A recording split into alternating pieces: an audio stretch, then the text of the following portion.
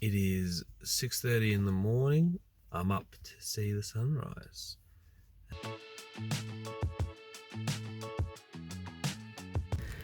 Alright, I'm back in my favourite hiking location in Victoria, the Grampians National Park. And I am tackling Mount Difficult, or Mount Gar as it's now known.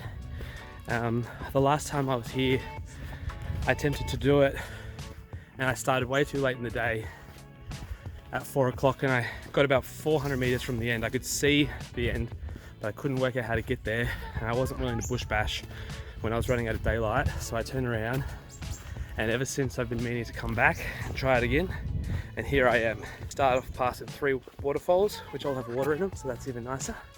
And then it opens up into this massive amphitheater, and then you climb your way up to the spine of the mountain, and then you follow that spine all the way up to the top. Not gonna lie, a little bit nervous I'm gonna get lost again.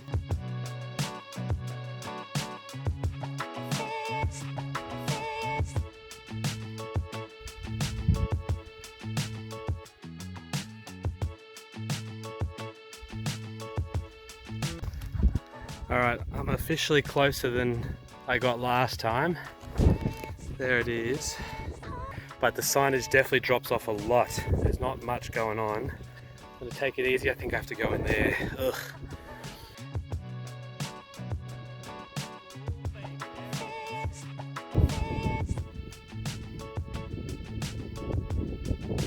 Alright, I did it. I can tick it off the list.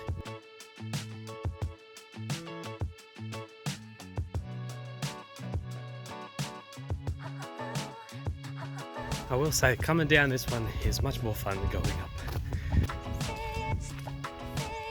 I'm actually just doing dinner now, so I don't have to cook in the dark later on. It's only 4:30, but one less thing I have to do.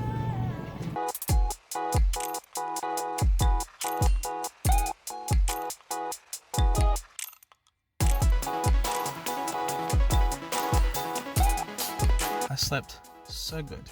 This new setup with like the big mattress covering the whole back of the car is it is working out very nicely. I'm at Little Desert National Park. I'm not really sure what I'm going to do here today, but I might just drive around and see what a desert looks like in Australia, because I'm pretty sure I've never been to one before.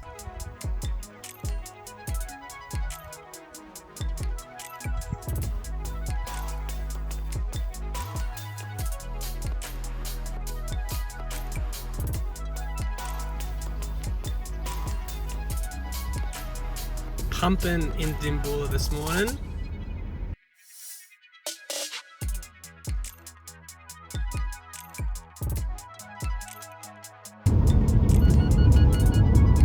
Yes, beep, beep, beep, beep, beep. Now try and beep at me. I'm the captain now.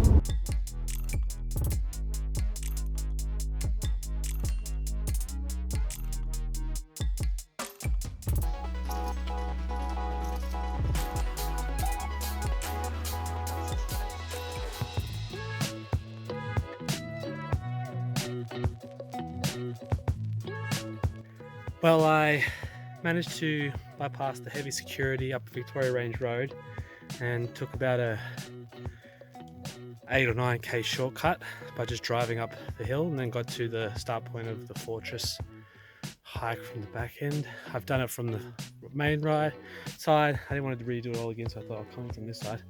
We're getting there.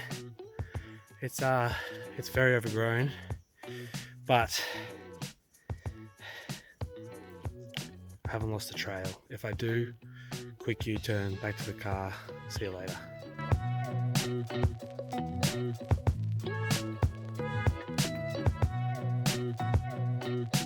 Scraped and scratched my way here, but I made it to the fortress. That's the way I came from last time. Gorgeous. A bit more. Turns out that bit up there is the fortress, but I feel like this bit is much more impressive. bush bashing was tough but worth it.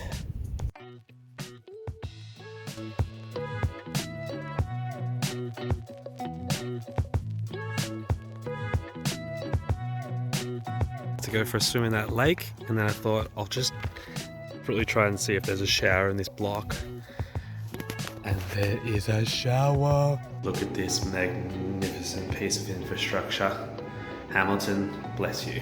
I'm just hitting golf ball sized bugs off my windscreen right now. But it's a pretty sky.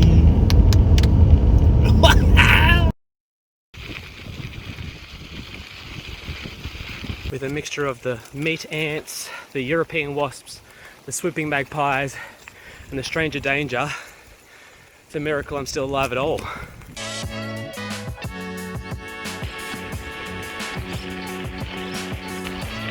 Alright, another day, another rail trail.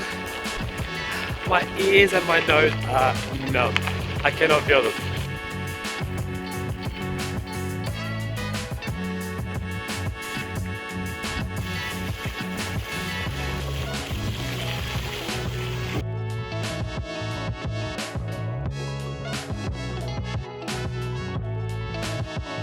Okay, so the second rail trail was a little bit more confusing, so I thought I'll put it in map form just so it makes a bit of sense, because watching the video alone, you're going to have no idea what's going on. So this is the Coleraine to Hamilton rail trail.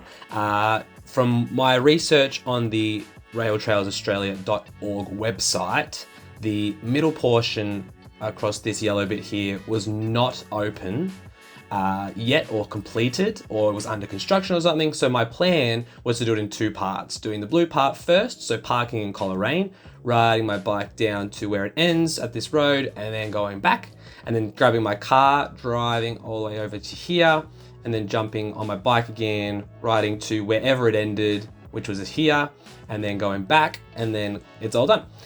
You're not going to be able to hear any of this, it is so windy, but this trail is so far quite rough. Hasn't got a lot of love or care. Just gone through farmers' fields. There's a hefty headwind. Bike's covered in mud and dirt from the last couple of days of driving off-road. So I think there's a bit of friction built into it as well.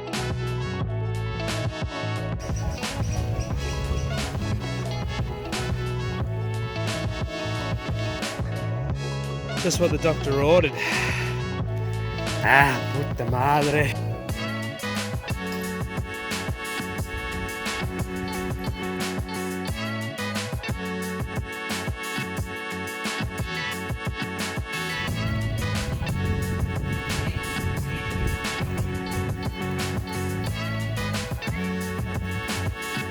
The climb isn't overly steep, but with all of the terrain changes and the bog, wet grass, and the fact that the small cog on my bike is buggered and I can't use it, means it's a combination of a bunch of stuff that's making this quite difficult.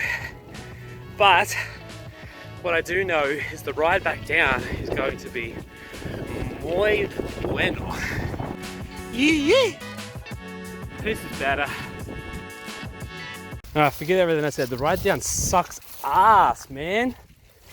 It is so rough that the bike doesn't even roll. I'm bouncing around, the suspension's doing nothing. I can't get any traction. And it's just painful. I'm not having a good time at all. I'm already thinking about how I can drop my bike at one end on the second section and just get, what's it called when someone gives you a lift?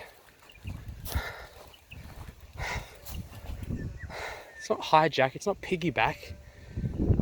What's the word when someone picks you up on the side of the road?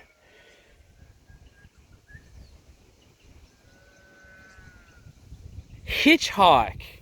I'm not even halfway overall, and I don't have a double this in me. Regardless of what the terrain's like, it better be gravel the whole bloody way.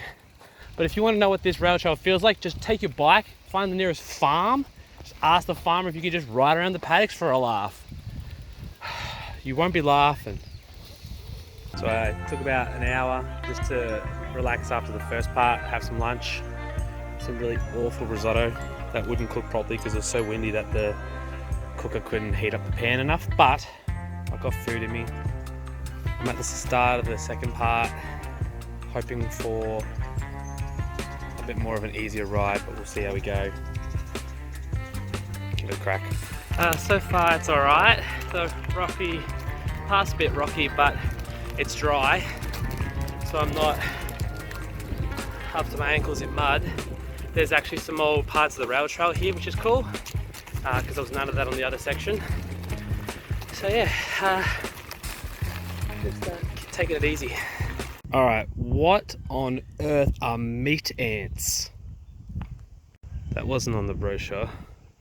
So a couple of things I'm currently worried about. One, I seem to be heading downhill, which is bad because I wanted to go uphill first.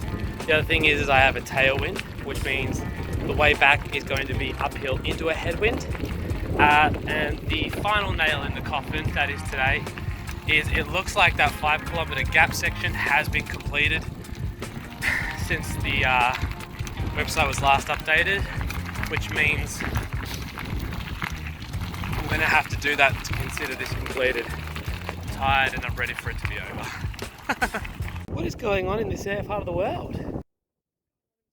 Across these guys, and he looks particularly unfriendly. Eey. So what I ended up doing is getting to this gate where the trail ended. It looked like it might keep going, but it also looked like property, so I just decided that was enough. Turned around, I didn't want to get yelled at by anyone. So I pulled up to the road, the main highway that goes through, and I was like, I don't want to do 13 more Ks. I'll lock the bike up and I'll just walk onto the road, and I've never hitchhiked before. I was like, I'll just try. I saw a car coming, thumb up, first car pulls over. His name was Blade. He was just at a death metal concert. Thank you, Blade, if you ever see this video. Blade from Mount Gambier. We worked in cybersecurity. I owe you so many beers. And this is where I tied my bike up and I walked about here, and that's where Blade picked me up. And so he drove me back to my car, dropped me off. Then I grabbed my car, drove back to my bike, picked up my bike, drove back to here, and then started the rail trail. Well, this is certainly the most unconventional way I've ever done a rail trail. Well, railtrailsaustralia.org would update their website and I wouldn't have to go through all this rigmarole. Nonetheless, made a new friend. How often do you get picked up by a stranger named Blade and not killed? Well, today turned out way bigger than I expected. I think it was about over 50 Ks by the end of it. I'm nearly at the car, 3-hour drive home.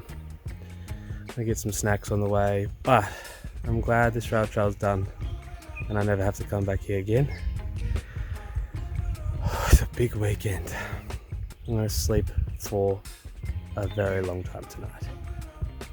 Thanks for tuning in. See you next time.